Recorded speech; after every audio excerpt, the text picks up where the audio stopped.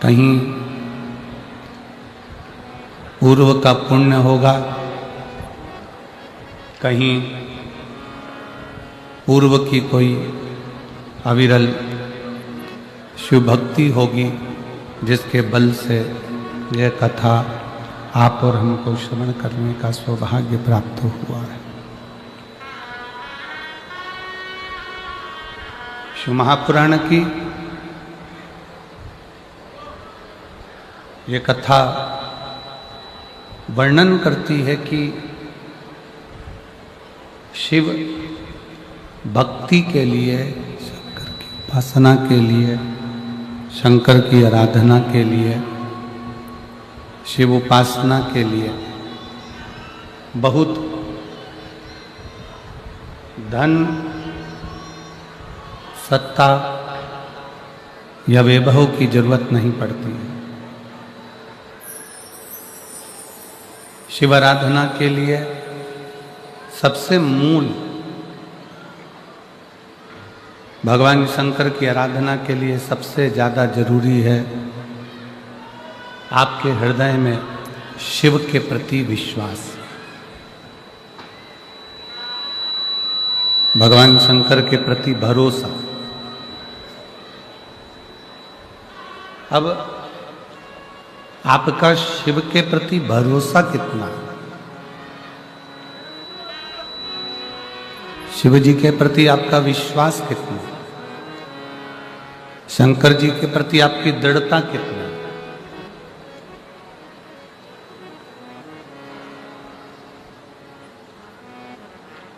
जिसके सिर ऊपर तेरा हाथ प्रभु सो दुख काहे का पाए। उधर आवाज बढ़वाओ भाई, इधर बढ़वाइए, इधर आवाज बढ़वाइए, थोड़ा आवाज का ध्यान रखिए। शिव के प्रति, शंकर जी के प्रति आपका विश्वास कितना है, आपका भरोसा कितना है, आपकी दृढ़ता कितनी है, यह आपके ऊपर निर्भर करता है।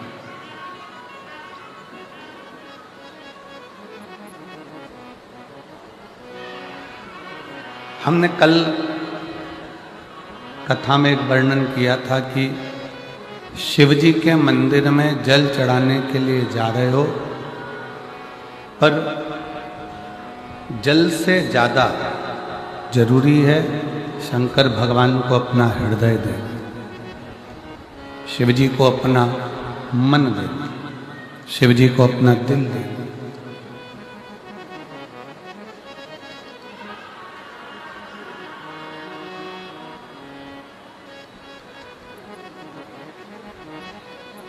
भगवान शंकर को आप अपना मन, भगवान शिव जी को आप अपना दिल, अपना हृदय, एक विश्वास को रख कर दीजिए, एक भरोसे को रख कर दीजिए।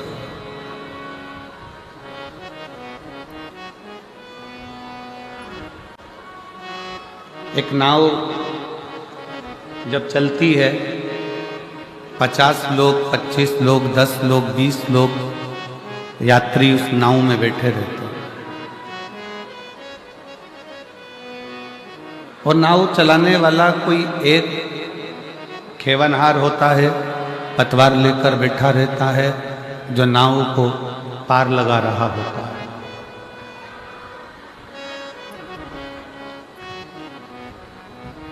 गाड़ी में सारे बैठे हुए हैं, 4 व्हीलर गाड़ी है, बस है, सब बस के अंदर बैठे हुए हैं, और एक बस को चलाने वाला ड्राइवर है।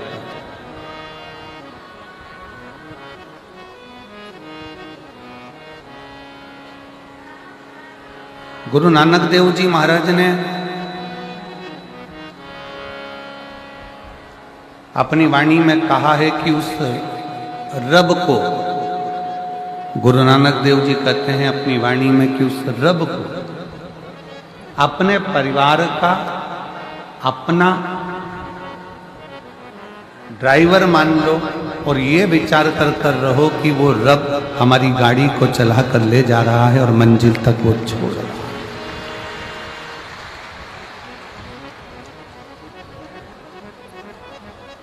कोई दूसरा नहीं है। और शंभु शरणे पड़ी मांगू घड़ी रे घड़ी दुख काटो दया करीन दर्शन आको। शंभु शरण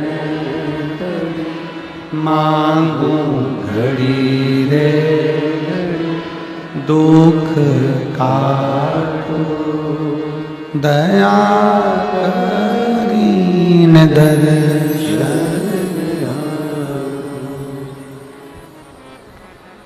गुरु नानक देव जी महाराज कहते हैं कि रब को ड्राइवर मान लो और अपने परिवार की बस, परिवार की गाड़ी उसके हवाले कर दो। शिव महापुराण भी यही कह रही है।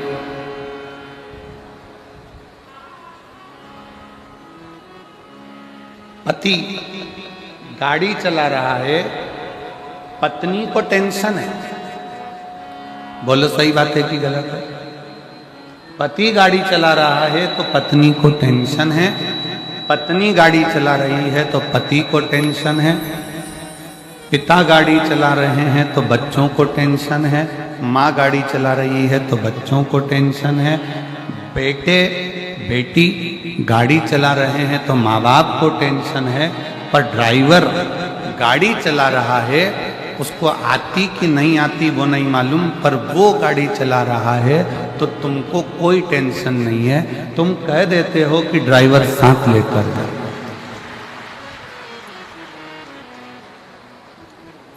तुमने कह दिया कि ड्राइवर को साथ लेकर जाओ, ऐसे तो मैं दिल्ली नहीं जाने दूंगी, चंडीगढ़ नहीं जाने दूंगी, ऐसे तो मैं जम्मू नहीं जाने दूंगी, मैं कटरा नहीं जाने दूंगी, मैं सिरसा नहीं जाने दूंगी, मैं तुम ड्राइवर को साथ लेकर जाओ। अब पति कह रहा है कि ड्राइवर से अच्छी गाड़ी तो मैं ड्राइव कर लेता हूं। बेटा कह रहा है कि मैं माँ ड्राइवर से अच्छी गाड़ी चला लेता हूं। बेटी कह रही है माँ मैं चला लेती हूँ। फिर भी माँ कह रही है नहीं नहीं ड्राइवर लेकर जाओ। जैसे माँ बाप कहते हैं कि घर से निकलो तो गाड़ी ड्राइवर के सुपुर्द कर दो, ड्राइवर को साथ लेकर जाओ, उसी तरह शिव महापुराण की कथा कहती है कि घर से निकलने से पहले एक लोटा जल महादेव को चढ़ाकर निकलो तो तुम्हारी गाड़ी और तुम्हारा जीवन शिव का। बोल बम का नारा है सारी समस्या का हल। श्री शिवाय। अपनी माता पिता कह रहे हैं कि ड्राइवर लेकर जा, ड्राइवर लेकर जा, ड्राइवर लेकर जा, उसी तरह घर से निकलो तो एक लोटा जल चढ़ाकर भगवान का नाम लेकर उस परमात्मा को याद कर कर, उस रब को याद कर कर, उस शिव को याद कर कर, उस वाहे गुरु को याद कर कर, भगवान का नाम लेके, राम नाम, कृष्ण नाम, शिव नाम लेकर चल। उसको याद तो करो।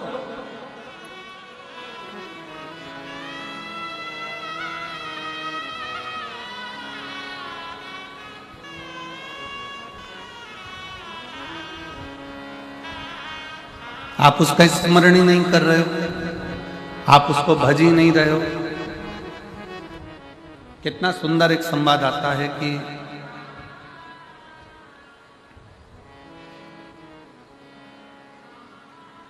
एक मकान को सीमेंट से, ईंट से, गारे से, पानी से, रेत से बनाया जा सकता है। सरिया लोहा डालकर मकान बना सकता है। केवल वो मकान बना है। सरिया डाला, ईंट डाली, रेत डाली, पानी डाला, सीमेंट डाला, मिट्टी डाली, तुमने मकान बनाया। केवल वो मकान बना। अभी वो मकान है, पर उस मकान को घर बनाने के लिए ईंट, सरिया, मिट्टी, पानी की जरूरत नहीं है। उस मकान को घर बनाने के लिए आपस में प्रेम की जरूरत है। जब प्रेम बढ़ता है तो मकान घर बन जाता है। जब तक प्रेम नहीं होगा वो घर नहीं बनेगा।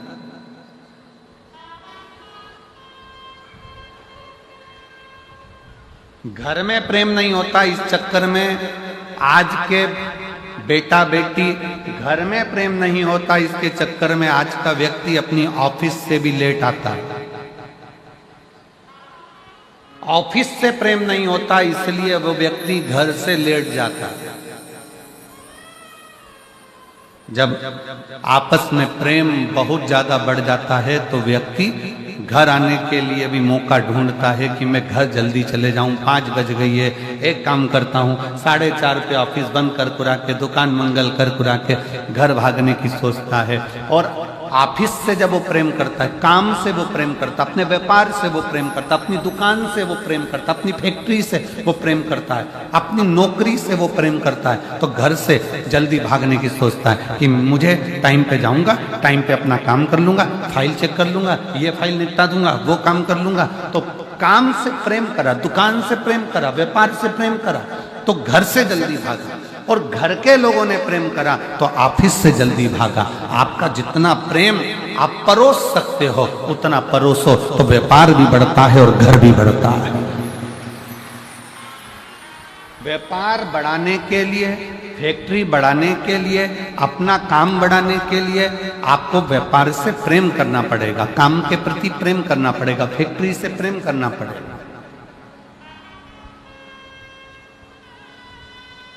प्रेम ही तो एक ऐसा है जो बढ़ाता जाता है।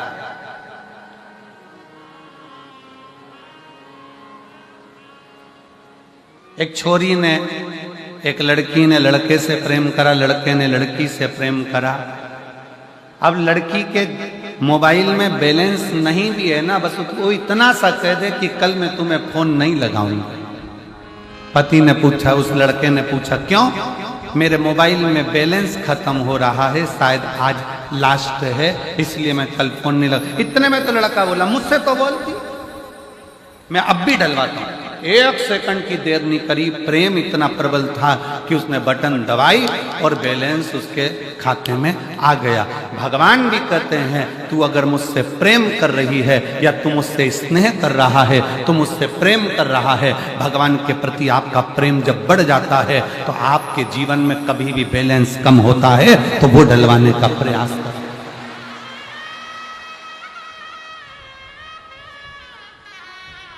प्रेम बैलेंस को बढ़ा रहा है। अपन तो सरल भाषा में देखो ना कि प्रेम होता है तो चप्पल भी अच्छी आ जाती है, प्रेम होता है तो घड़ी भी अच्छी आ जाती है, प्रेम होता है तो सूट भी आ जाता है, प्रेम आता है तो जूता भी आ जाता है। प्रेम के ऊपर निर्भर। आप प्रेम भगवान से कर रहे हो, संसार के लोगों से प्रेम करोगे एक दिन वो टूट जाएगा, पर उस परमात्मा से जब प्रेम किया तो वो टूटने वाला नहीं है, वो अजर और अमर है, यहां भी है और वहां।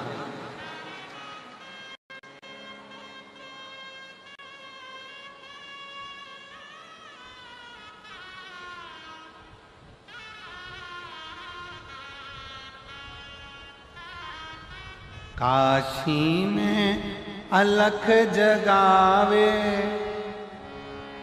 और सबके कष्ट मिटावे, वो भोला भंडारी, वो भोला भंडारी, वो भोला भंडारी, वो भोला काशी में अलख जगावे और सबके दुखड़े मिटावे, वो भोला भंडारी, वो भोला भंडारी। जिसके जीवन में तकलीफ है, कष्ट है, दुख है, परेशानी है, आपका सुमिरन, आपका भजन, आपका कीर्तन, आपका मंत्र जाप, आपका नाम जाप, आपका भगवान के प्रति विश्वास बढ़ाने का प्रयास करो, बढ़ाओ।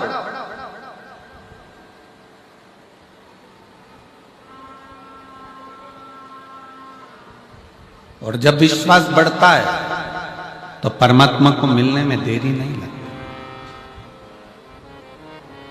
संसार का व्यक्ति अपना काम निकालेगा और बाद में धक्का दे देगा कि ये तुम्हारा, अब तुम्हें संभालना है, अब हमारे बस का नहीं, हमारे बस का नहीं। पर वो परमात्मा, वो रब, वो शिव, वो मेरा शंकर, मेरा ओघड़ दानी बीच मझधार में नहीं छोड़ता।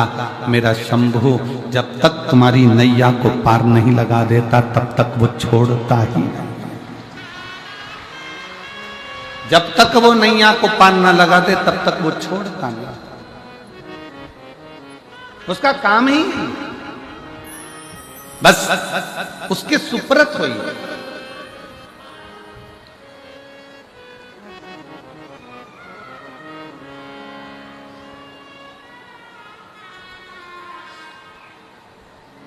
दो तरह के लोग हैं। एक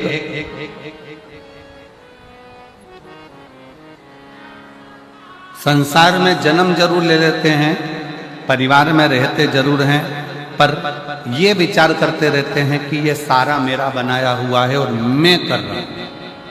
और दूसरा वो होता है जो अपने ऊपर कुछ नहीं लेता, हमेशा एक ही बात कहता है, बाबे की कृपा है, बाबा की कृपा है, वो निभा रहा है तो हो रहा है, वो निभा।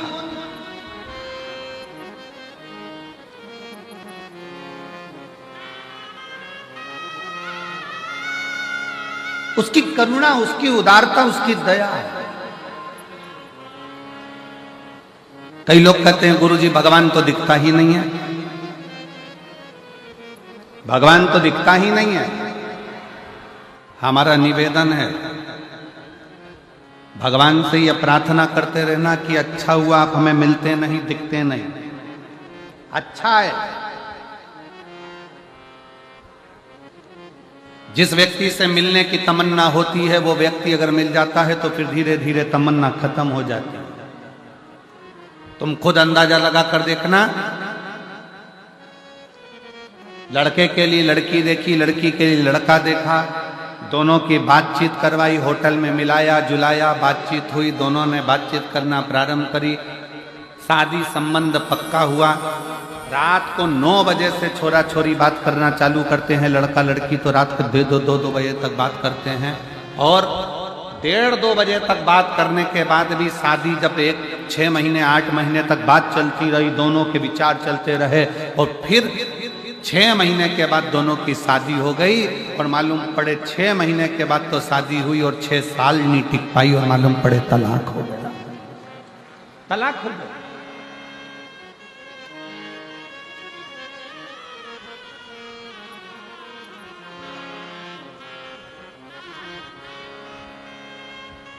हमें नहीं मिलना।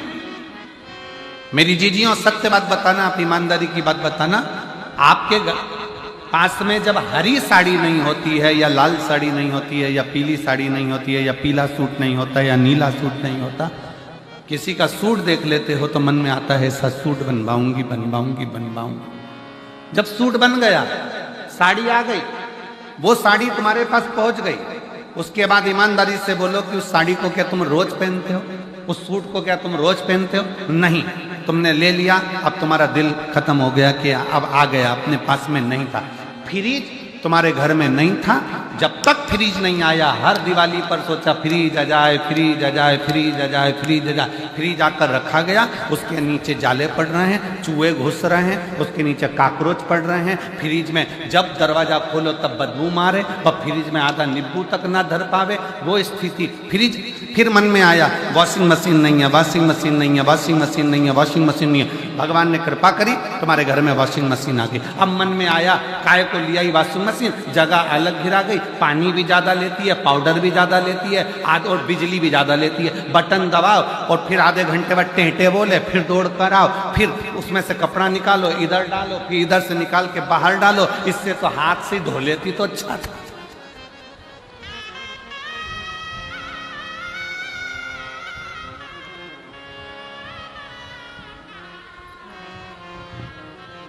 जब तक वॉशिंग मशीन नहीं, तमन्ना थी वॉशिंग मशीन आना चाहिए। जब तक बड़ी एलईडी नहीं थी तो मन में तमन्ना थी कि एलईडी आनी चाहिए।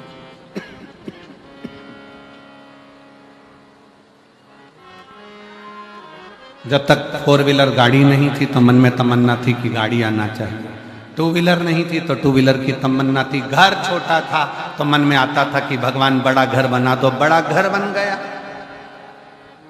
रोज भगवान से कहती थी बाबा बस ऐसी कृपा करना कि मेरा 2 मंजिल का मकान बन जाए।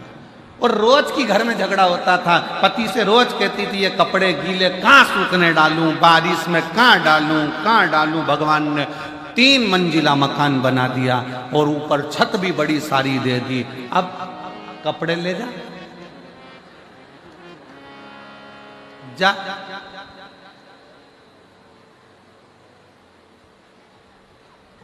एक बार चढ़ गई, नीचे नहीं आई, ऊपर ही चली गई। अब ऐसे चढ़ने से मतलब क्या? और जब तक मकान नहीं था तब तक कपड़े कहाँ सुखाऊं, छत भी नहीं है, टीन की बनी है, कबेलू की बनी है, कहाँ कपड़े सुखाऊं। भगवान ने 3 मंजिला मकान दे दिया, जा चढ़। बाल्टी लेके 4 जगह पे कपड़े की बैठी। बहू कह रही मम्मी ठीक हो? मम्मी के आज तो चढ़ गई, कभी नहीं चढ़ूंगी। और भगवान के पीछे पड़ी थी, बाबा बाबे कृपा करो, बाबे कृपा करो, बाबे कृपा करो।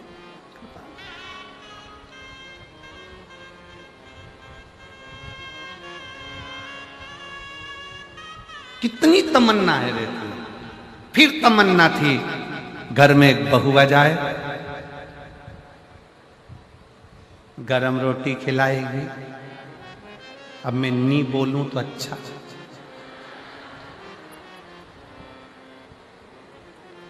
कई लोग हमारे पास भी आते हैं, फोटो दिखाते हैं लड़की का, गुरुजी मेरे लड़के के लिए लड़की का फोटो आया है। और गुरुजी हम 8 लोग गए थे लड़की देखने के लिए, इतनी जोरदार लड़की है गुरुजी, हम 8 लोग 3 घंटे बैठे पर लड़की के मुंह से आवाज नहीं आई। गुरुजी इतनी बढ़िया लड़की है, तुम देख के बताओ कैसी रहेगी। हमने कहा अभी नहीं बोली है, पर जब वो बोलेगी तो तू डोलेगी।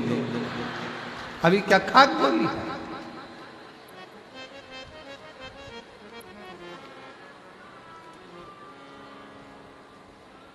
कितने अरमान लेकर बैठी थी, बस बहू आ जाए, बहू आ जाए, बहू आ जाए। अब कमरे में अकेली बैठी, आंसू ढलका कर दिल के अरमान आंसुओं में।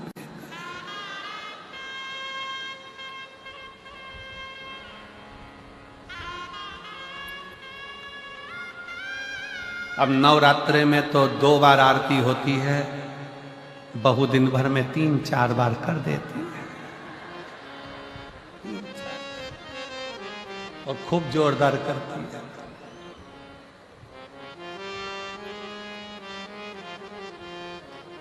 तेरे घर के बहू बेटा पे भीड़ पड़ गई भारी,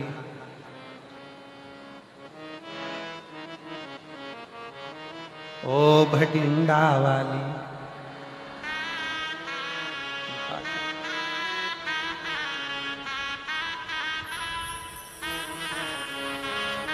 मां करूं कितनी तमन्ना, कितनी। फ्रिज नहीं है, फ्रिज की तमन्ना आ गया पड़ा है। वॉशिंग मशीन नहीं, वॉशिंग मशीन की तमन्ना आ गया पड़ा है। सामान की तमन्ना, सामान आ गया पड़ा है। बहू की तमन्ना, बहू आ गई, अब विवाद हो रहा है। तो मकान की तमन्ना, मकान मिल गया, तमन्ना खत्म। गाड़ी मिल गई, तमन्ना खत्म। भगवान से कहना कि तुम कभी मत मिलना, तो तुमसे मिलने की तमन्ना बनी रहना चाहिए। तुमसे मिलने की तमन्ना बनी रहना चाहिए। किसी ने बहुत अच्छी बात कही, अब ना कर पर्दा कि पर्दा नशी देख लिया। अब ना कर पर्दा कि पर्दा नशी देख लिया। हमने दर पर्दा तुझे माहे जमी देख लिया। तेरे दीदार की थी दिल में तमन्ना, तो तुझे लोग देखेंगे वहां, हमने यहीं देख लिया। हम नजर वालों से तो तू छुप ना सका जाने जहां, तू जहां जाकर छुपा हमने तुझे वहीं देख लिया। हर जगह पर वही है जिसको हम देख रहे हैं, जिसको हम देख रहे हैं।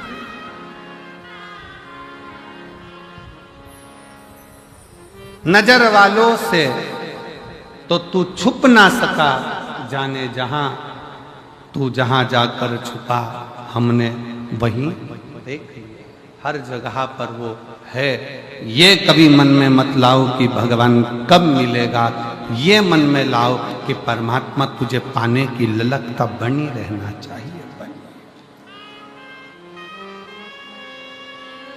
तुझे पाने की ललकता बनी रहे।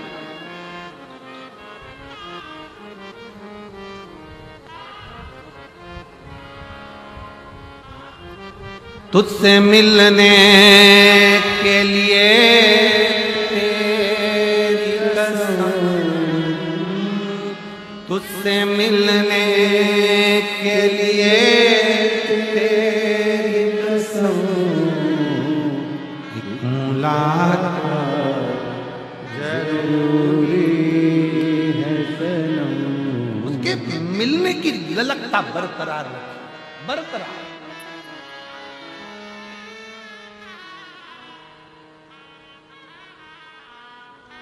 उससे मिलन की ललकता बरकरार रखिए शिव। वो मिले। लोग कहते हैं कि गुरुजी ने मंदिर में जाने का कहा है, एक लोटा जल चढ़ाने का। मेरा निवेदन इस व्यासपीठ के माध्यम से पहले भी हमने कहा है और आज फिर कहते हैं कि जल चढ़ाना मतलब अपना दिल बाबा को पूर्ण समर्पित कर देना। केवल जल नहीं, दिल, मन, चित्त, अपना हृदय शिव को दे दो। भगवान शंकर को प्रदान कर दो।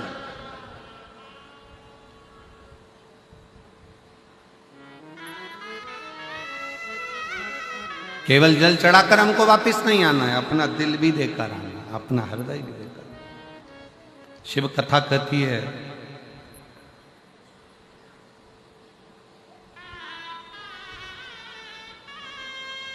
एक बार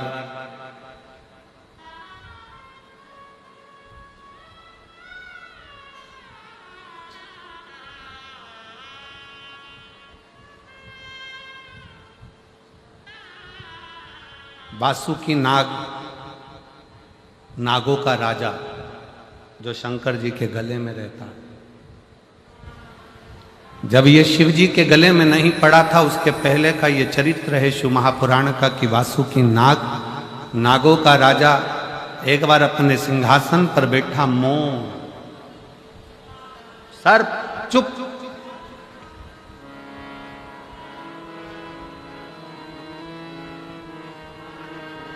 और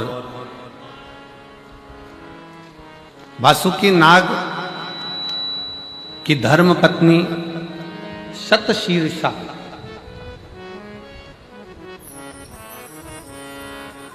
वासुकी नाग की धर्म पत्नी शतशीर्षा अपने पति को देखी, मौन है, चुप है। आज इनका मन इस राजसभा में, इस राज्य सिंहासन पर लग नहीं रहा है, नागलोक संभाल नहीं पा रहा। पत्नी की चित्तवृत्ति में यह बात उलझी कि मेरा पति वासुकी नाग, नागलोक का राजा है, सर्पलोक का राजा है, और नागलोक का राजा होने के बाद उसकी ये वृत्ति ऐसी, उसको तो पूरा राज्य संभालना चाहिए, उसको तो पूरा राज्य देखना चाहिए। यदि मेरे भोले बाबा ने, मेरे शंकर भगवान ने, मेरे देवादिदेव महादेव ने, मेरे शंभु ने, मेरे त्रिकालदर्शी कैलाशी अविनाशी शिव ने आपको कोई उच्च पद पर बिठाया है, कोई सिंहासन दिया है, कोई कुर्सी दी है, कोई सत्ता दी है, कोई वैभव दिया है, कोई अच्छी जगह पर बिठाया है, तो अपने मन में ये बात रख लेना कि मेरे द्वारा, अपने द्वारा, भले मुझे सिंहासन पर बिठाया पर अपने द्वारा कभी किसी का बुरा ना हो जाए, होए तो सबका भला होकर चले। कुर्सी अगर मिली है, पद अगर मिला है, प्रतिष्ठा अगर मिली है, यश अगर मिला है, सम्मान अगर मिल रहा है, तो भगवान को धन्यवाद देना कि तेरे बल पर मिला है।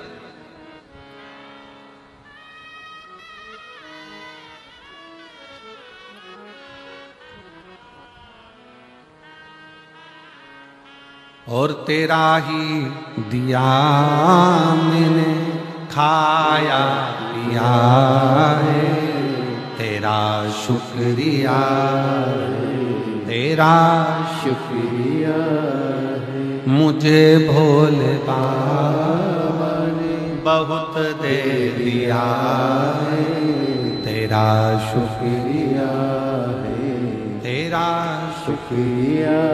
अगर कुछ मिला है तो भगवान को साधुवाद दीजिए, देवता को साधुवाद दीजिए, घर के बुजुर्गों को साधुवाद दीजिए, घर के बुजुर्ग व्यक्ति का सम्मान कर कि इनसे कुछ मिला है। एक पत्र अच्छा है, देखिए।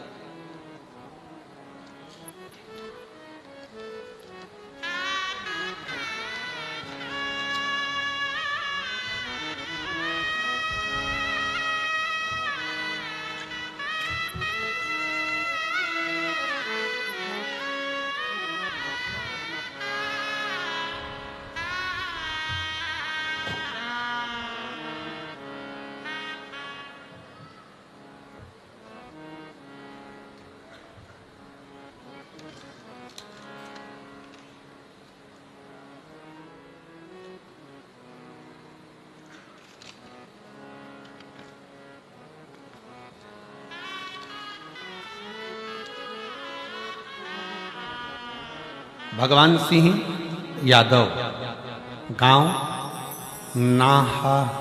नाहा, निवास स्थान Shiv colony, railway station Kosli, जिला रेवाड़ी, हरियाणा का हूँ।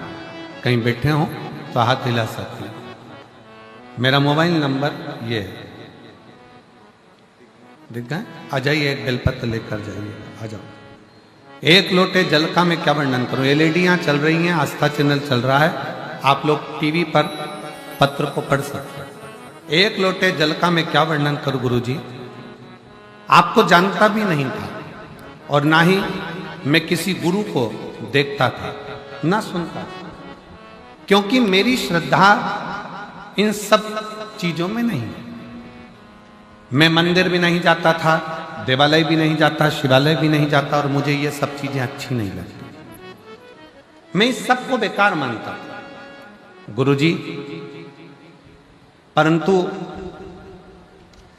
एक बार रिमोट से टीवी चालू करते समय मैंने आपका आस्था चैनल पर देखा और थोड़ा सा मन आपकी कथा में लगा।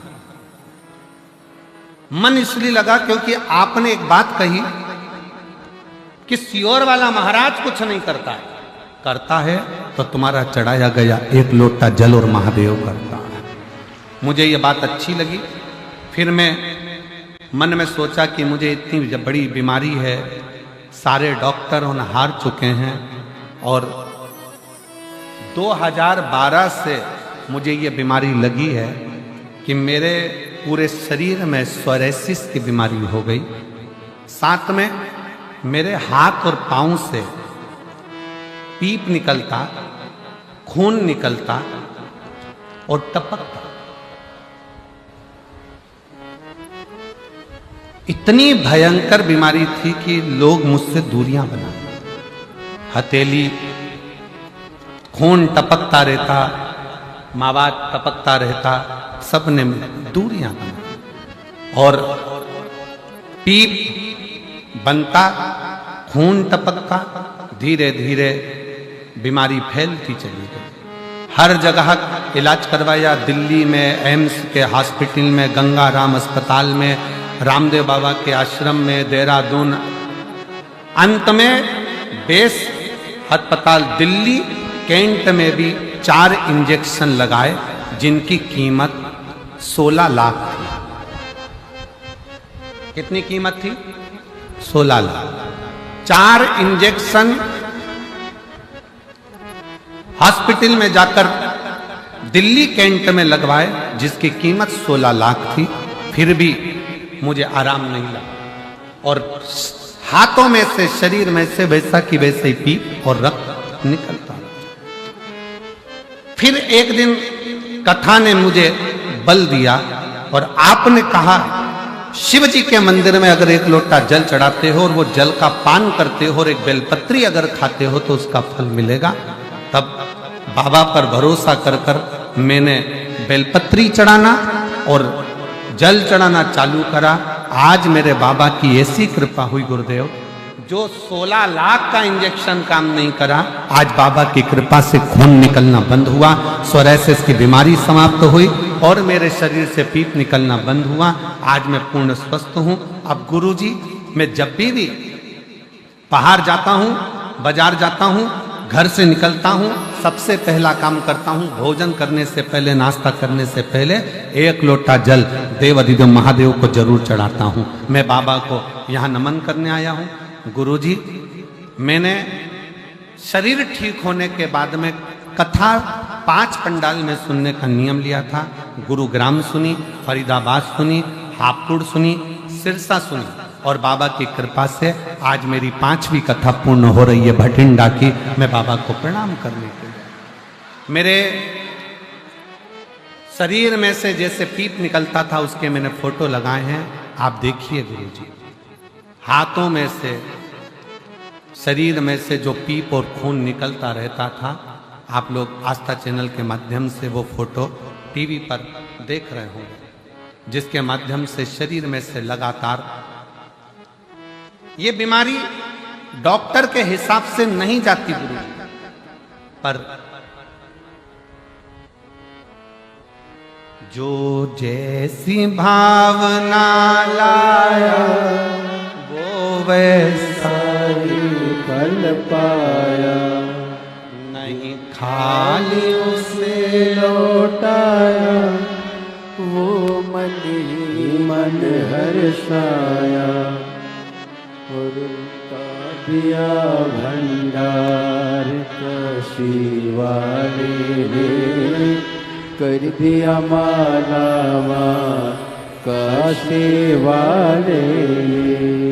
भैया ने लिखा है, मैं किसी पर भरोसा नहीं करता था, पर आज केवल एक शिव महापुराण पर भरोसा करा तो मेरे पूरे हाथ ठीक हो गए और मेरा शरीर ठीक हो गया पूर्ण तरह से।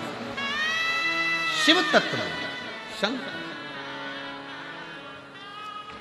शिव शिव है। जो जैसी भावना वो वैसा ही फल पाया, नहीं थाली उसे लौटाया, वो मन ही मन हर्षाया, और कर दिया माला मान काशी वाले ने, लुटा दिया भंडार काशी वाले। अब जिस भाव से आए, और मेरी जीजियों, मेरी बेटियों, मेरी जीजाओं, मेरी माताओं, मेरे भाई, जितनी मेरी बहनें बैठी हैं, जितनी मेरी जीजियां बैठी हैं, आपको निवेदन करूंगा, इस केवल कथा का पंडाल मत समझो, इसको केवल कथा का पंडाल ना कहा जाए। आप कथा के पंडाल में जब पहुंचो तो ये विचार करना कि यह कथा का केवल पंडाल नहीं है, ये मेरे पिता से मैं दिल की बात कहने के लिए आई हूं और मेरा बाबा सुनने के लिए बैठा, सुनने के लिए।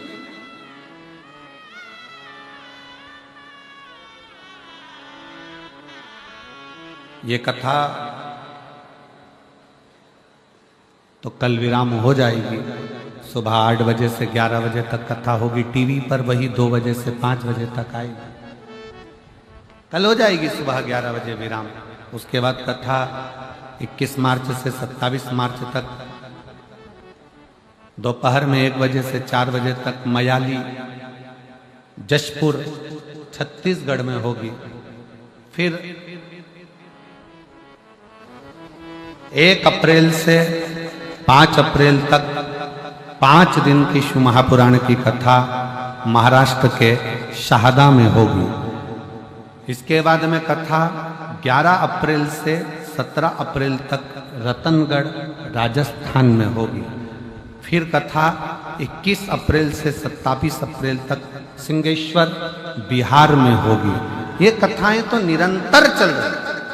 बस आप किस भाव से आए हो, आप बाबा के आगे कैसे झोली फैलाकर अपने दिल की बात कहते हो, किस तरह से बाबा से प्रार्थना करते हो, ये आपके ऊपर निर्भर है।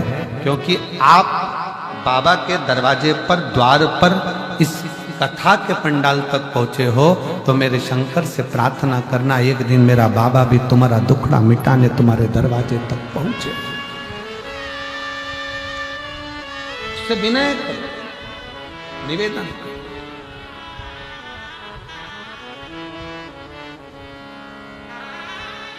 एक विश्वास के साथ, एक भरोसे के साथ, एक दृढ़ता के साथ। शिव महापुराण की कथा कहती है, वासुकी नाग को देखकर धर्म पत्नी सतशीर्ष वासुकी नाग की पत्नी का हृदय रोया। आज मेरे पति को हुआ क्या?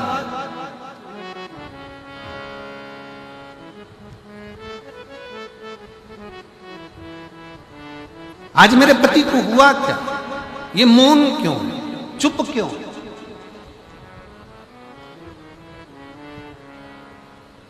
और धर्म पत्नी का सबसे बड़ा लक्षण है, जो अपने पति का, अपने बच्चों का चेहरा पढ़ ले, समझ लेना कि वो धर्म पत्नी श्रेष्ठ है। अपने पति का भी चेहरा पढ़ रही है, अपने बच्चों का भी चेहरा पढ़ रही है। बेटी आज तू बहुत चुप है, क्या हो गया बेटा? कुछ दिक्कत है क्या, परेशानी है क्या? पत्नी अपने पति से कह दे, क्यों आज दुकान से आयो, ऑफिस से आयो, जब से तुम ठीक नहीं दिख रहे हो, क्या हो गया? चिंता ना करना, कर्जा भी हो गया ना तो बाबा अक्सर अच्छा करेगा। कोई तकलीफ भी आई है ना, कोई टेंशन नहीं करना, कोई परेशानी नहीं, आप क्यों चिंता करें?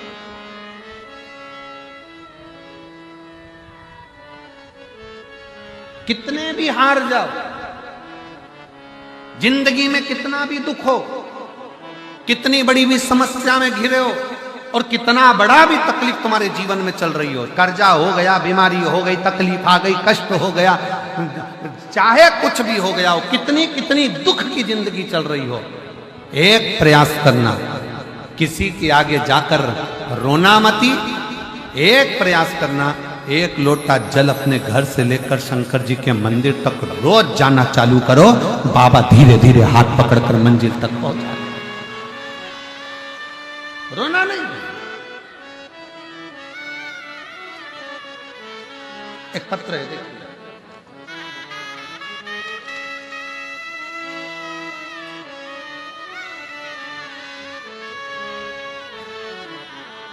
मैं अनीता देवी लुधियाना पंजाब से आई हूं।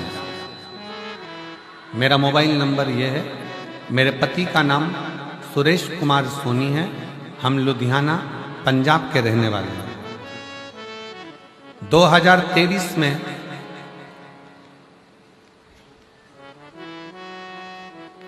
मेरे पति सुरेश कुमार सोनी जी को 2023 में कैंसर हो गया, गले में और लीवर दोनों में कैंसर पहुंच चुका था। डॉक्टर के कहीं बैठे हों तो हाथ हिलाएंगे। अनीता देवी लुधियाना पंजाब से, पति का नाम सुरेश कुमार सोनी जी, मेरा मोबाइल नंबर ये है। जिन्होंने पंखा भेजा, कहीं बैठे हों तो हाथ हिला सकते हैं और बेलपत्र लेने के लिए आ सकते हैं। मेरे पति को गले में कैंसर, लीवर तक पहुंच गया, डॉक्टर ने भी हाथ ऊंचे कर दिए। कैंसर हॉस्पिटल में डॉक्टर को दिखाया, डॉक्टर ने हमको एक ही बात कही कि बहुत मुश्किल है।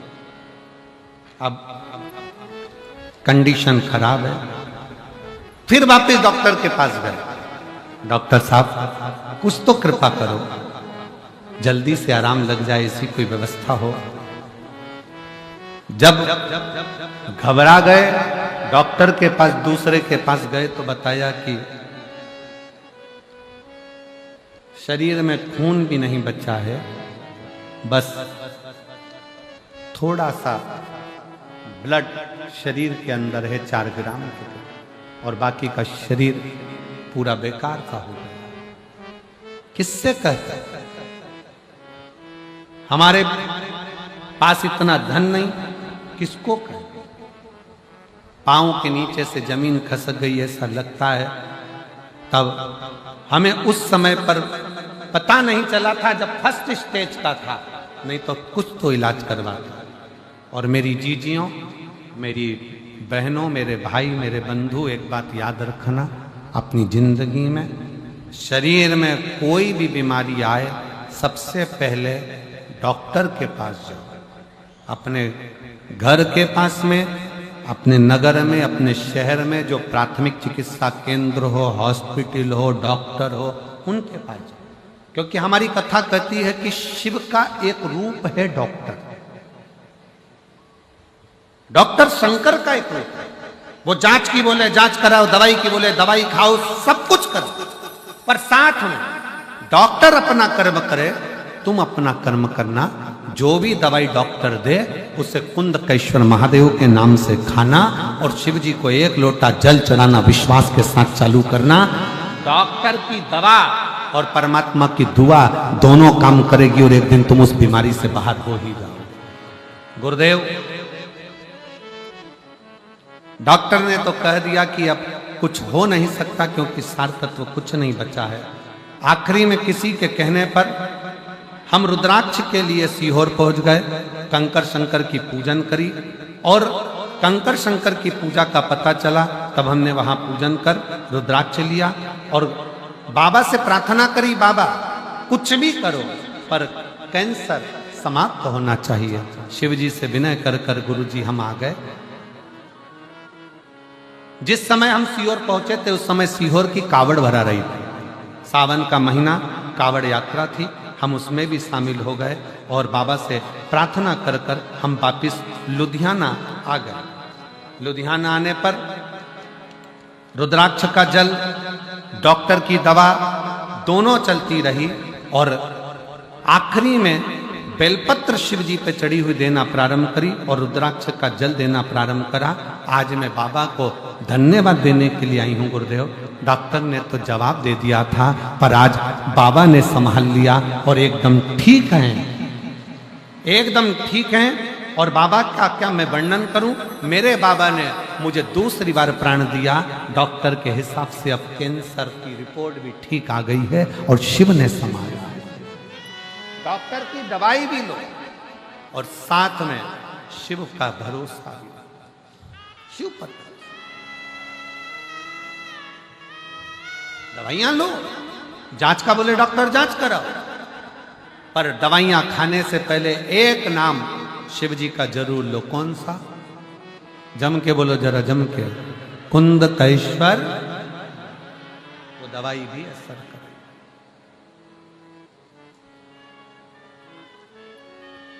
और शंभो शरणे पड़ी मांगू घड़ी रे घड़ी, दुख काटो दया करीने दर्शन आपो। शंभो शरणे पड़ी मांगू घड़ी रे घड़ी, दुख काटो दया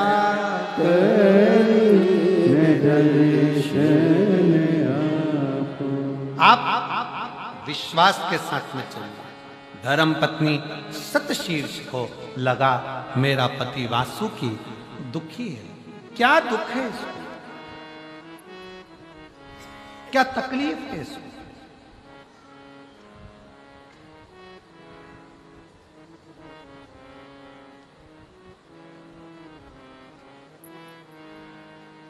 आपको एक बात स्मरण में है कि नहीं? हमको नहीं।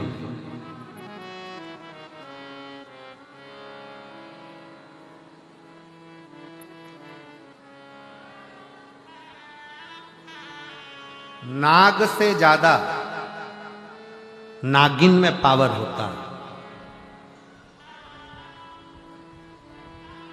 नाग, सांप कभी बदला नहीं लेता। बदला कौन लेती है? जम के बोलो जरा। नाग। बदला नागिन लेती है। सांप बदला नहीं लेगा, नाग बदला नहीं लेगा, नागिन बदला।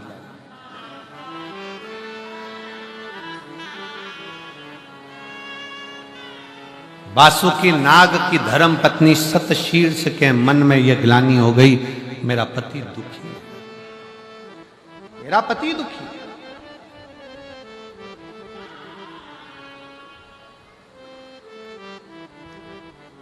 और मेरी जीजियों, मेरी बेटियों, मेरी माताओं, एक बात याद रखना, आप रोज अगर शंकर के मंदिर में जाकर एक लोटा जल चढ़ा रही हो ना, तुम्हारे बच्चों का, तुम्हारे पति का और तुम्हारे परिवार का कभी बाल बांका नहीं हो सकता तुम्हारे जल से, तुम्हारे जल।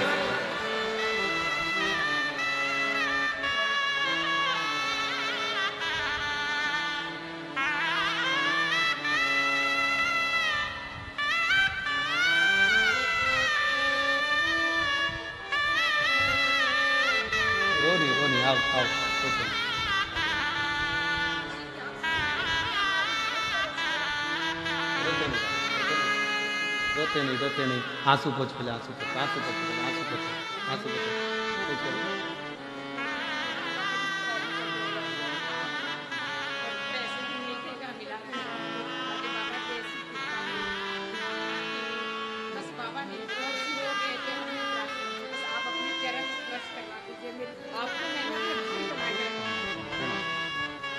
डॉक्टर ने हाथ ऊंचे कर दिए थे, जवाब दे दिया था कि ये रहेगा नहीं, पर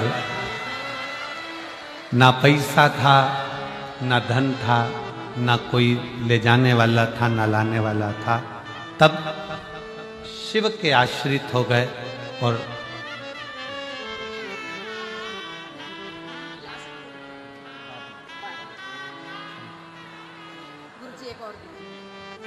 शिव के आश्रित हो गए। डॉक्टर ने तो जवाब दे दिया था कि इसको ले जाओ, ये नहीं रहेगा। भाई कह रहा है पर आज मैं जिंदा खड़ा हूं तो मेरे शंकर के बल पर खड़ा हूं, शिव के बल। जब हर जगह से ठुकरा दिया जाए, सब जगह से, तब आखिरी में शिव की शरणागति जरूर है। आपकी जिन जिन से पहचाने पहले उनके हाथ पर जोड़ लो, मना नहीं है। आपकी जिन जिन से पहचाने आप उसके पास चले जाओ, मना नहीं।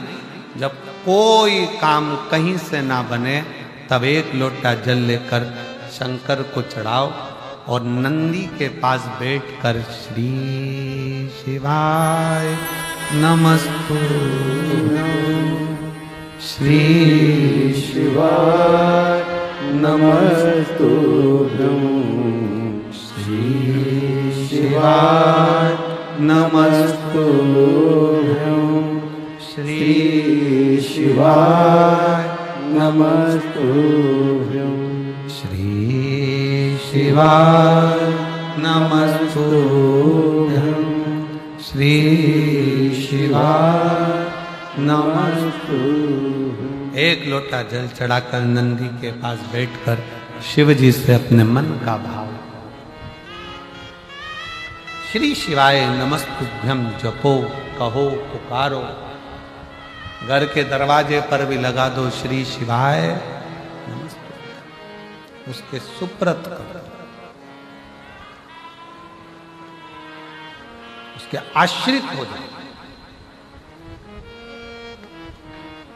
वासुकी नाग की धर्म पत्नी सतशीर्ष अंदर से दुखी है मेरा पति, क्यों दुखी?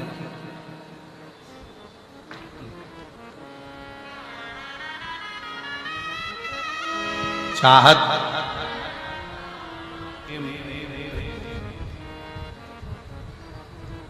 जब होती है, प्रेम जब होता है, तो एक को दुख होता है तो दूसरा रोता है। जब आप शंकर भगवान से प्रेम कर बैठोगे ना, शिव जी को दिल दे बैठोगे ना, तो दुख तुम्हारा होएगा, रोएगा वो। दुख तुम्हारा होगा, रोएगा। तकलीफ तुम्हारी होगी, आएगा। कष्ट तुम्हारा होगा, निभाएगा।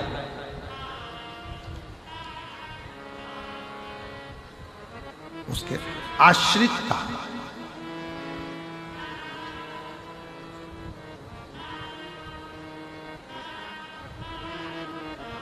उसकी शरणागति बहुत जरूरी है, बहुत जरूरी। जो बोले सो निहाल, शरणागति बहुत जरूरी।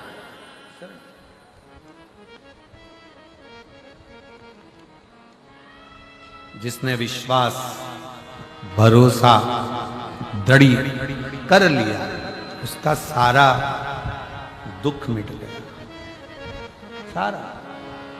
सारा कष्ट मिट गया।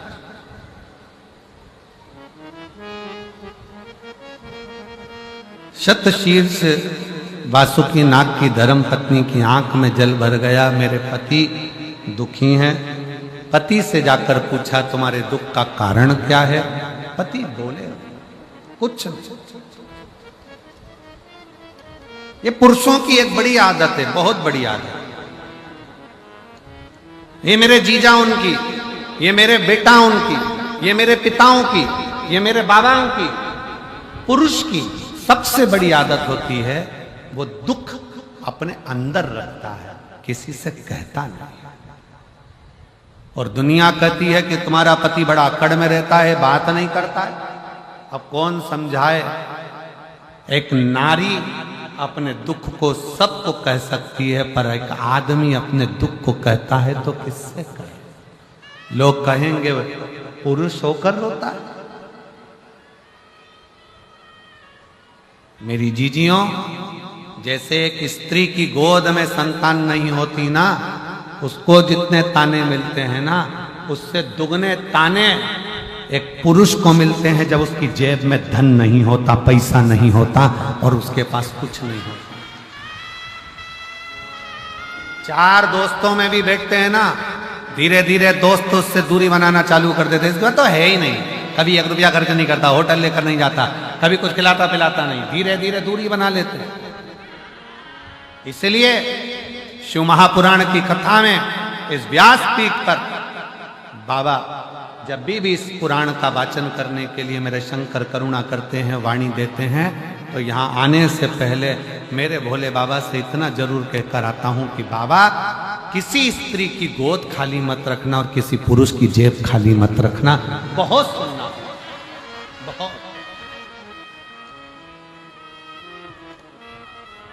इतना सुनना पड़ता है कि दुनिया में कोई नहीं सुन सकता जितना एक स्त्री। प्रेशर, बड़ा प्रेशर, जितना एक स्त्री और पुरुष को सुन। और नारी का हृदय भले थोड़ा दुखित होकर वो सबसे कह दे, सबसे, पुरुष किससे कहे? वासुकी नाग की धर्मपत्नी शतशीर्ष पति से पूछ रही है कि तुम्हारा दुख क्या, तुम्हें तकलीफ क्या, क्या कष्ट है तुम्हें? वासुकी नाग ने कुछ कहा नहीं, कुछ नहीं। एक दिन देव ऋषि नारद निकल कर जा रहे थे तो उन्होंने विचार करा, चलो नागलोक में चलते हैं। नागलोक में चले, बहुत दिन हो गए।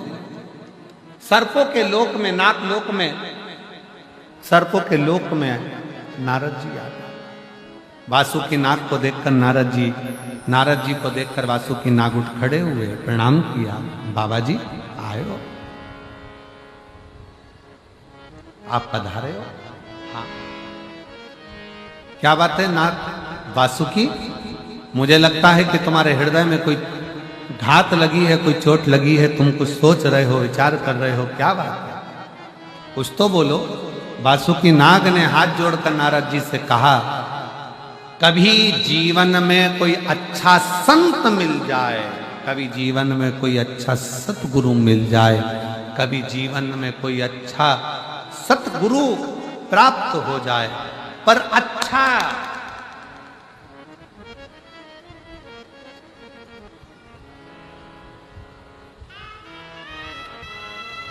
कलिकाल में अच्छा गुरु मिलना मुश्किल है। इसीलिए गुरु नानक देव जी महाराज ने निश्चित कर दिया, गुरु गोविंद सिंह जी ने निश्चित कर दिया कि कलिकाल में अच्छा गुरु मिलना मुश्किल है, इसलिए अब गुरु को ढूंढने मत जाओ, गुरु की वाणी को ही, गुरु ग्रंथ साहिब को ही गुरु मानो। उन्होंने निश्चित कर दिया, क्योंकि आज के जमाने में असली गुरु मिलना थोड़ा कठिन हो जाता है, अच्छा गुरु मिलना मुश्किल हो जाता है, क्योंकि धन, वैभव, संपदा, सत्ता व्यक्ति को पाने की इतनी ललकता बन जाती है कि वो अपने तत्व तक नहीं पहुंचता।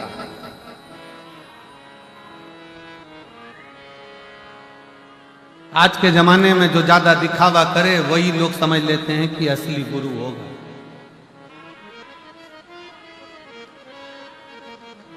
आज के जमाने में जो ज्यादा दिखावा पूर्ण करे तो समझ में आ जाता है कि यही असली होगा। और शिव महापुराण की कथा कहती है कि असली तो कहीं ऐसा बैठा रहता है कि उसको भज लो, बस स्मरण कर लो, संकीर्तन कर लो, नाम जाप जप लो, बस बहुत बहुत।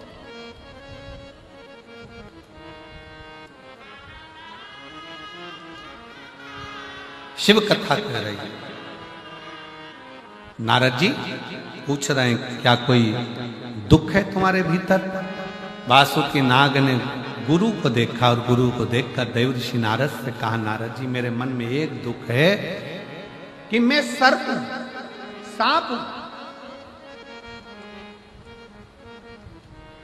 और सर्प की योनि ठीक योनि नहीं है, सर्प की योनि श्रेष्ठ नहीं है।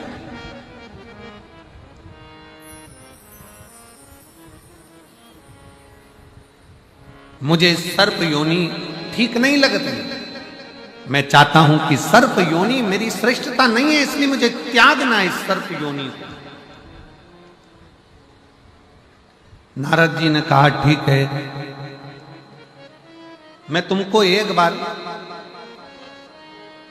इस सर्प योनि से कैसे त्यागा जाए, मैं एक बार अपने मित्र तुमरुका जी से मिलवाऊं। अब तुमरुका जी तो शंकर जी के परम भक्त। ये शिव महापुराण की जो कथा आप और हम सुन रहे हैं ना, सबसे पहली शिव महापुराण की कथा तुमरुका जी ने बाची थी। शंकर पार्वती यजमान बनकर सुने थे और देवताओं ने स्वीकार किया। आज भी ये गादी, ये व्यासपीठ, जिस गादी से शिव महापुराण की कथा, आपको लगता है कि कुबेरेश्वर बाबा आते हैं, कुबेर भंडारी आते हैं, सियोर वाला महाराज आकर कथा बांचता है, पर हमारा तो मन कहता है कि सियोर वाले महाराज में सामर्थ्यता नहीं कि वो शिव महापुराण की कथा बांच दे। इतना जरूर है कि वो तुमरुका जी अजर अमर हैं, उनके प्राण नहीं छूटे। वो तुमरुका जी जब जब शिव पुराण की कथा होती है, स्वयं व्यासपीठ पर बैठकर वो बांचते हैं और आप सुनते हैं, वो बांचते हैं। इसीलिए शायद शिव महापुराण के पंडाल में आने वाले के दुख कट जाता है और 3 महीने में ये पत्रों का ढेर लगता जाता है। हर व्यासपीठ पर उतने ही पत्र, फिर बढ़ते चले जाते।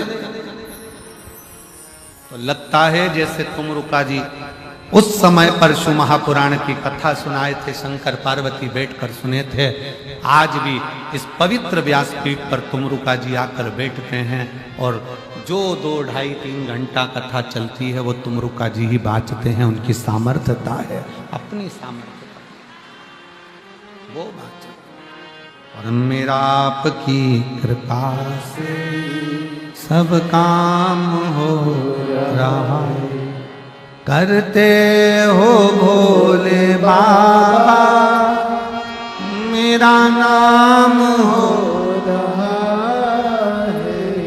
करते हो भोले बाबा मेरा नाम हो रहा है। भोले आपकी कृपा से सब काम हो रहा है। शायद वो आता होगा और बात किसकी सामर्थ्य। एक पत्र में लिखा एक बहन ने,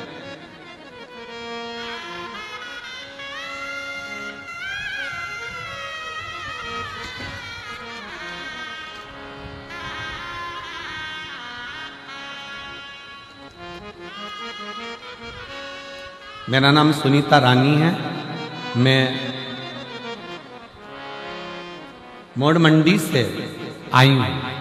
कहीं बैठी हूं तो हाथ हिला सकती हूं। मेरी शादी को 12 साल हो गए थे, संतान का सुख नहीं था। डॉक्टर को दिखाया तो डॉक्टर ने कह दिया था कि मां का बनने का सुख। दिल टूट गया, हृदय से रोती, संतान का सुख नहीं होता। कहीं बैठी हो सुनीता रानी, मोड़ मंडी से हैं, अगर बच्चे को लाई हो तो व्यासपीठ पर आ सकते। तब किसी ने कहा कि वो सियोर वाला महाराज कथा कहता है और टीवी पर आती है, आस्था चैनल पर, मोबाइल पर भी कथा आती है, सुनो। पहली बार मोबाइल पर आपको सर्च किया, धन्यवाद आपने सर्च तो किया। पहली बार मोबाइल पर आपको सर्च किया और कथा सुनी। कथा सुनकर टीवी पर सुनी। आपने सफेद आंकड़े की जड़ का कहा, पशुपति व्रत का कहा।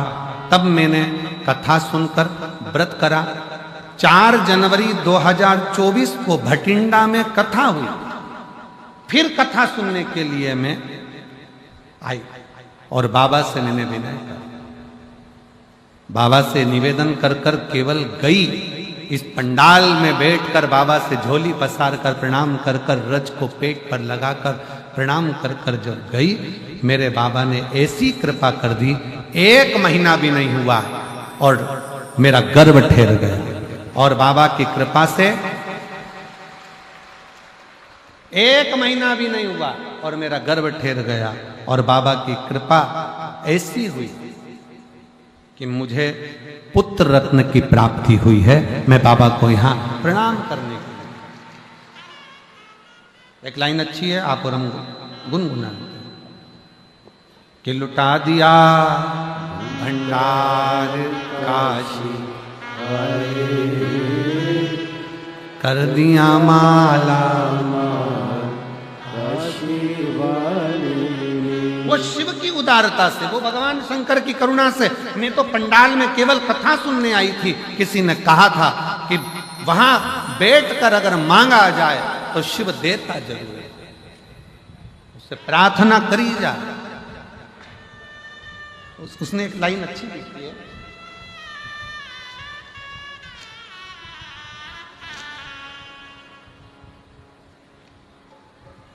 गुरुजी आप जब पंडाल में बैठकर नेत्र बंद कर कर श्री शिवाय नमस्तुभ्यम जब बोलते हो और कहते हो भोला सब दुख काटो,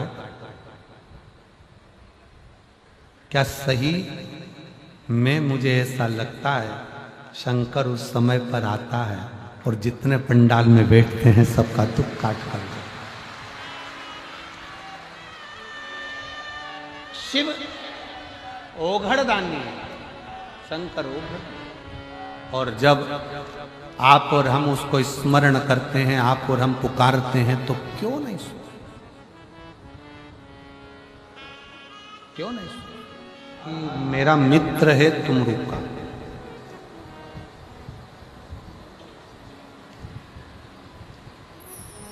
मैं तुम्हारे दुख को नहीं मिटा सकता, पर तुमरू का यदि चाहे तो तुम्हारे हृदय के दुख को मिटा सकता।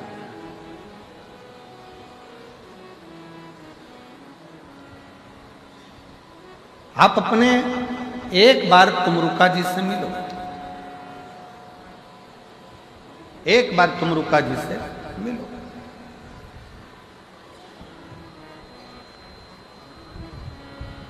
अब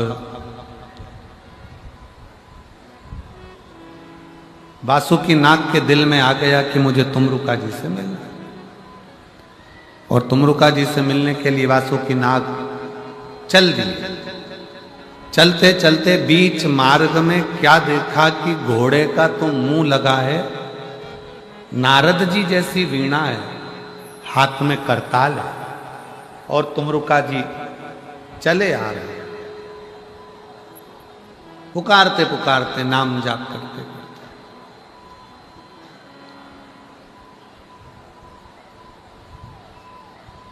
भगवान शंकर का मंत्र जाप करते करते, जय गौरी शंकर जय डमरूधर जय जय जय त्रिकाल हरे, शिव का नाम लेते लेते लेते लेते चले आ, भगवान शंकर का मंत्र उच्चारण करते करते चले आ।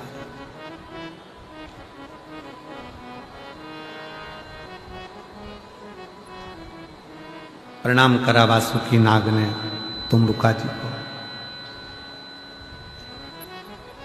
अच्छा, कई लोगों ने एक प्रश्न मन में रखा होगा कि ये तुमरुका जी जो शंकर भगवान की कथा करते हैं, शिव जी की शिव पुराण की कथा बाँचते हैं, जो शंकर जी को इतना प्रेम करते हैं, ये तुमरुका जी का घोड़े का मुंह क्यों लगा?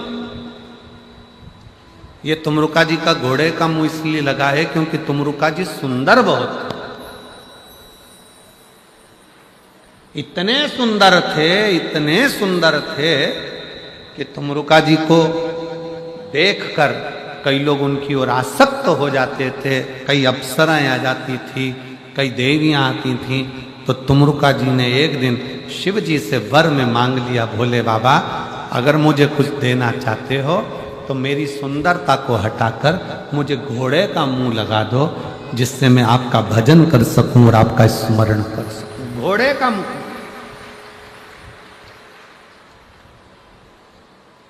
ये सुंदरता मुझे कष्ट दे रही है।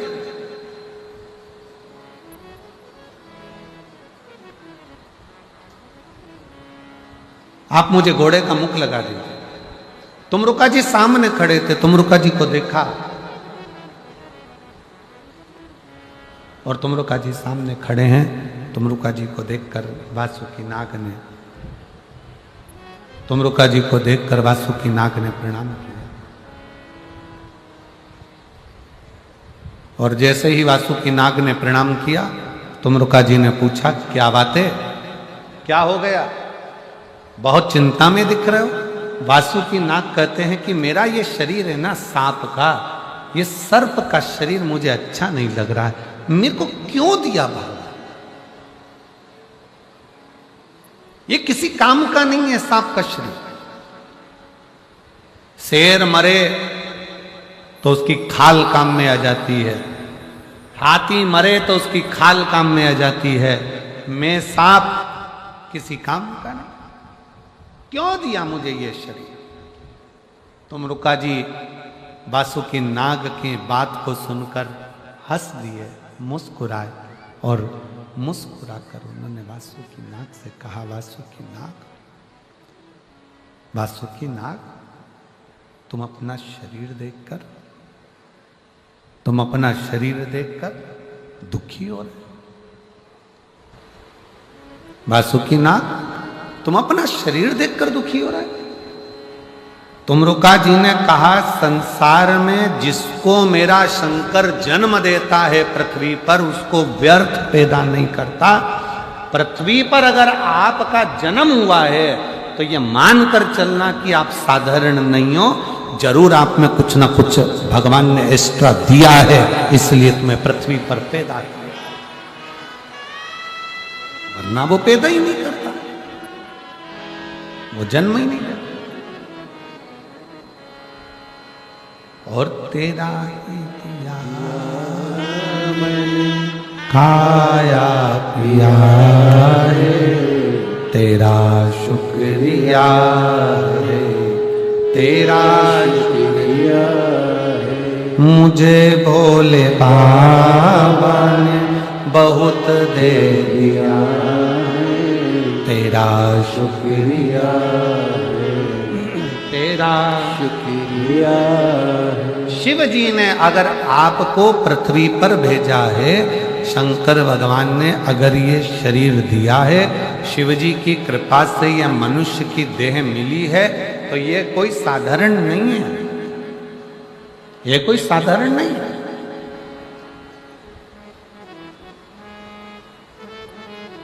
अपने आप को कभी मत कोसो। कितना सुंदर कहा है शिव महापुराण में, दूसरा तुमको कितना भी कोसे ना, उसका कोई असर तुम पे नहीं होने वाला। कलयुग चल रहा है, कोई तुमको बद्दुआ भी देना, उसका भी असर तुम पे नहीं होने वाला। कलयुग चल रहा है। कोई तुमको गाली भी देना, उसका असर नहीं होने वाला। क्या चल रहा है? जम के बोलो, कलयुग चल रहा है। कोई तुमको गाली दे दे, अपशब्द कह दे, ताना दे दे, आड़ा टेढ़ा कह दे, बद्दुआ दे दे, कोस दे, तो भी तुम्हारा बाल बांका नहीं होने वाला। बाल बांका कब होता है? जब हम अपने आप को कोसते हैं, हे भगवान तूने मुझे क्यों पैदा कर दिया, मैं तो मर जाती तो अच्छा, मेरा ऐसा हो जाता। अपने आप को कोसते हैं, वो कोसना। अपने आप को बद्दुआ देते हैं, वो बद्दुआ। दुनिया की बद्दुआ तुम्हारा कुछ नहीं बिगाड़ सकती, पर अपने अंदर की बद्दुआ तुम्हारा नाश कर दे। अंदर की बद्दुआ तुम्हारा नाश कर दे। आवाज सेट करो बाबू। भीतर की बद्दुआ, अपने अंदर की बद्दुआ, अपने भीतर की बद्दुआ तुम्हारा नाश। अपने आप को कभी मत कोसो। कभी जिंदगी में अपने आप को मत कोसना। दुख है ना, मिटेगा। तकलीफ है ना, मिटेगी।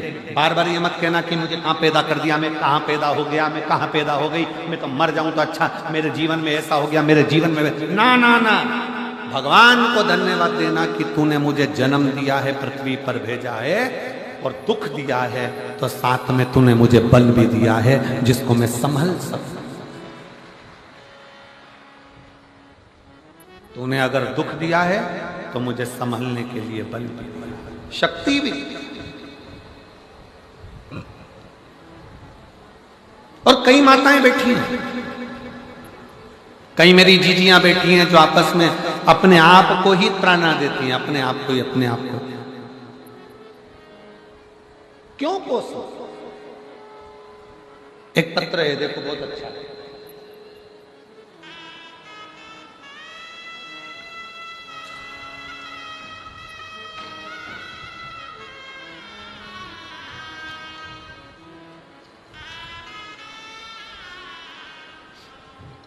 मैं सोनू जागा, मैं सोनू जागा, पति का नाम विनोद जागा। कहीं बैठे हो तो हाथ हिला सकते हैं। बीकानेर राजस्थान से आप ही हैं? आ जाओ, बेलपत्र ले जाना, आ जाइए। मैं सोनू जागा, पति का नाम विनोद जागा, बीकानेर राजस्थान से आई हूं। मेरा मोबाइल नंबर ये है। गुरुदेव 16 फरवरी से 23 फरवरी तक तारा बाबा की कुटिया में कथा सुन।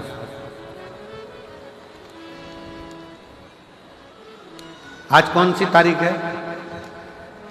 जम के बोलो जरा। 9 मार्च। कथा कब सुनी? 16 फरवरी से 23 फरवरी तक तारा बाबा की कुटिया में कथा सुनी और विनती करी कि मेरे पति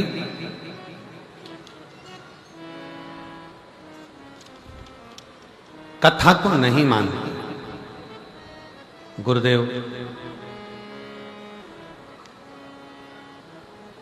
सबको अपशब्द कर, कथा को मानते। 24 साल से मेरे पति पर हाफ मर्डर का केस चल रहा है।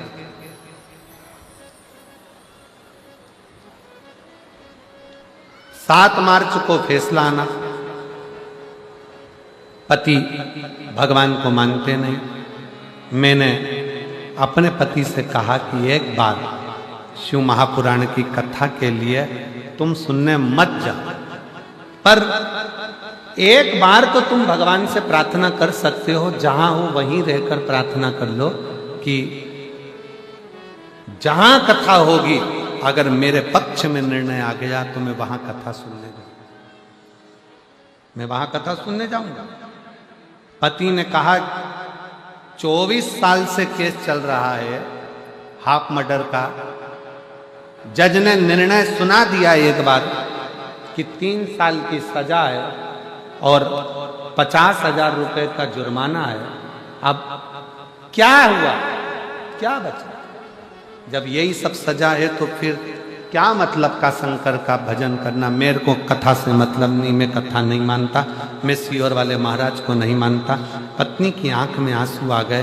तुम एक बार बस इतना तो कह दो कि मैं भटिंडा की कथा सुनने के लिए जाऊंगा। बाबा, निर्णय पलटने की भी जवाबदारी उसकी। आप एक बार तो बोलो कि मैं भटिंडा कथा सुनने जाऊंगा। पति ने कहा अगर तू इतना बोल रही है तो मैं वचन देता हूं, अगर मेरे भोलेनाथ ने और तेरा वो सियोर वाला महाराज ने अगर मेरा ये केस पलट दिया तो मैं भटिंडा की कथा में जाऊंगा। गुरुदेव, 7 मार्च को फैसला आया। फिर फैसले में वापिस निर्णय लिया गया कि इनको जो 3 साल की सजा दी गई है और 50,000 का जुर्माना दिया गया है वो कैंसिल करा जाता है, और मजिस्ट्रेट ने इनको जुर्माना कैंसिल कर दिया, सजा कैंसिल कर दी और आखिरी में बरी कर दिया। इसलिए आज मेरे पति कभी विश्वास नहीं करते, पर आज विश्वास कर कर यहां पर। विश्वास किसको कहते हैं? मेरी बेटियों का, मेरी जीजियों का, मेरे प्रत्येक भारत की भूमि पर ही नहीं, विदेश में और भारत में जितनी मेरी जीजियां हैं, जितनी मेरी माताएं, जितनी मेरी बेटियां, इनका जो विश्वास है ना शंकर जी के प्रति, अभी आपको कहा था कि मेरी जीजियों का 1 लोटा जल पूरे परिवार को पार लगा सकता है, मंजिल तक पहुंचा सकता है। मंजिल। एक पत्र और देखिए कितना अच्छा लिखा है।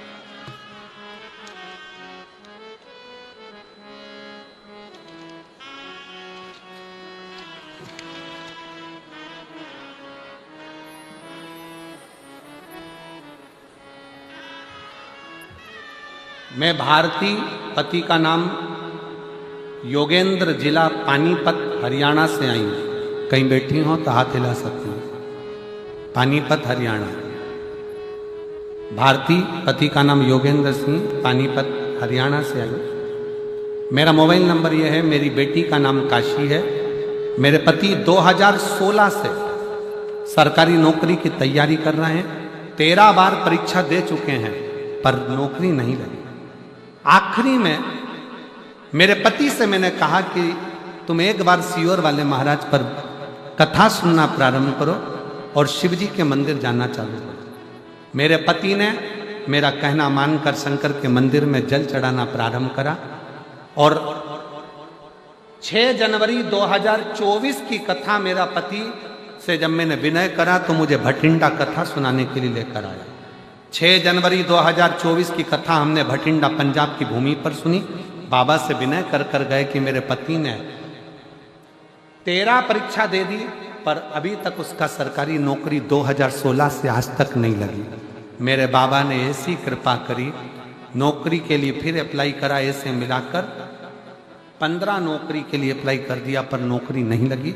भटिंडा की कथा सुनकर गए, बाबा से प्रार्थना कर कर गए और बाबा की कृपा से आज मेरा पति 18वीं रैंक में सेंट्रल गवर्नमेंट की सरकारी नौकरी 6 जनवरी 2025 को भटिंडा की कथा से पहले लगा।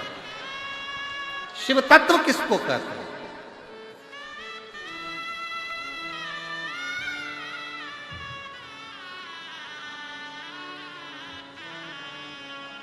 और मैंने तेरे ही भरोसे बाबा, तेरे ही भरोसे हवा बिच उड़ती जावांगी, बाबा डोर हटो छठीला में हटी जावांगी, भोले मैं तेरी पतंग। कोई पुण्य होगा रे भटिंडा वासियों, कोई पुण्य होगा पंजाब वालों आपका, कहीं मेरे बाबा ने कोई कृपा करी होगी जो ये शिव महापुराण की कथा पंडाल में बैठकर सुनने का सौभाग्य आपको मिले।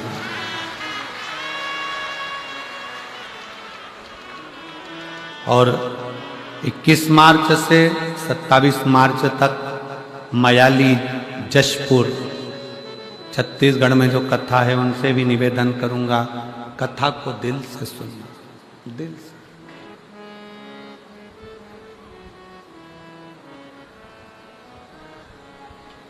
मयाली जशपुर में जो छत्तीसगढ़ में कथा दिल से। साथ में 1 अप्रैल से 5 अप्रैल तक जो शाहदा महाराष्ट्र में कथा 5 दिन की होने वाली है, नए संवत्सर की, नूतन वर्ष की, मैं शाहदा वालों को बहुत बहुत बधाई देना चाहूंगा कि नया संवत्सर नूतन वर्ष आपके यहां से प्रारंभ हो रहा है। 5 दिन की जो कथा दिल से सुन, दिल से सुन। आप जब हृदय से बाबा को कहोगे, दिल से बाबा से प्रार्थना करोगे तो वो दिल से सुन।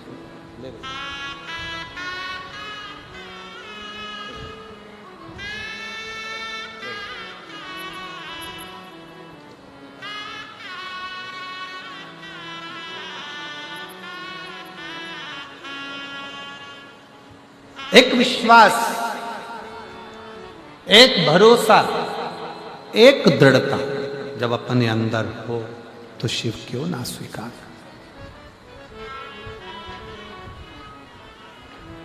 शंकर कैसे ना स्वीकार। तुमरुका जी ने कहा, तुम कहते हो कि सांप का शरीर अच्छा नहीं है, नाग का शरीर अच्छा नहीं है, सर्प का शरीर अच्छा नहीं है। तुमरुका जी कहते हैं मेरा शंकर इस पृथ्वी पर जन्म दिया है तो ये मानकर चलना कि तुझे व्यर्थ पैदा नहीं किया, व्यर्थ पैदा नहीं किया। वासुकी नाग, एक काम कर, शंकर भगवान की आराधना करना प्रारंभ कर। वासुकी नाग ने कहा मेरे हाथ नहीं है, मैं तो खुद पाँव नहीं है, रेंग कर चलता हूं, श्रवण नहीं है, सुन सकता नहीं, सांप के कान नहीं, सुनता नहीं, सांप सुनता नहीं, पाँव नहीं है, रेंग कर चलता है। मैं कैसे शंकर की आराधना करूं? बस मट्टी का ढेला अपने लेहर से इकट्ठा करो और शिव की आराधना करो, शिव की आराधना। वासुकी नाग अपनी पत्नी शतशीर्ष के साथ में शिव की आराधना में लग गया। एक बॉबी का निर्माण हुआ। आप लोग तो बठिंडा पंजाब में रहते हैं, इधर का तो हमको नहीं मालूम, पर सांप जहां रहता है वहां बिल बनाता है।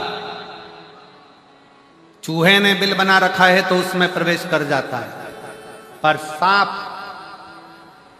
कोई तपस्या करने के लिए बैठता है, साधना करने के लिए बैठता है, तो उसको बिल बनाने की जरूरत नहीं पड़ती। मिट्टी का ढेला उसके तप साधना से उसके ऊपर चढ़ता चले जाता है और एक बॉबी बन जाती। बॉबी देखिए आप लोगों ने कि नहीं देखी? इधर हमें नहीं मालूम।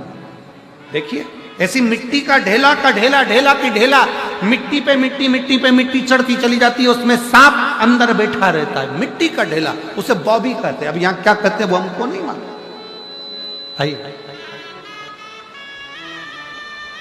यहाँ क्या कहा जाता है वो हमारे स्मरण में नहीं।